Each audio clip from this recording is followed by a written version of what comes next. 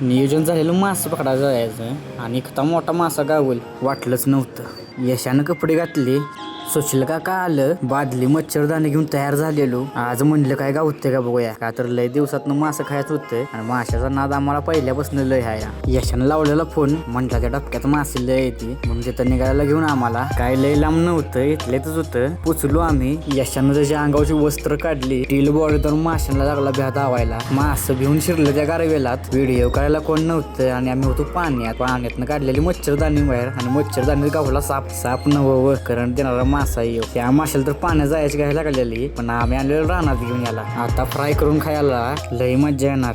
ह्या वांबला काय झालं काय माहित, नुसती वावत होती, बादली भरली होती माशानं गत. वाम धरायची म्हणलं की नाही यशाच पाहिजे, यशाशिवाय कोण धरूच शकत नाही. यशाला एकच मासा धरा येत नाही, ती म्हणजे मरल. ती फक्त मलाच धरायची, का तर ती लई मोठी असते. यशानं वांबच तोंड चेचलं, मारून टाकली पहिल्यांदा तिला, नाहीतर पुन्हा करंटच मारते.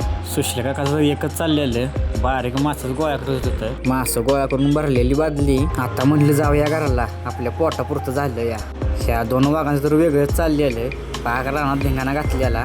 शेवटला यशा म्हणला त्या गारवेलात काहीतरी वाचतं या, मग तिथं गेलेलं धरायला. ही मोठा मासा गावलाय बघा. ह्या माशाचं नाव मर आहे, ह्याला लई ताकद असते बरं. बादलीचं ठिकाण मासं भरलेलं. मी काही लई मासं घरला नेत नाही, मी फक्त दोनच नेतो, का तर आम्ही तिघजण घरात खातो मासं. पहिल्यांदा म्हटलं मासं धुवून घेऊया, पुन्हा जायला लागते कामावर.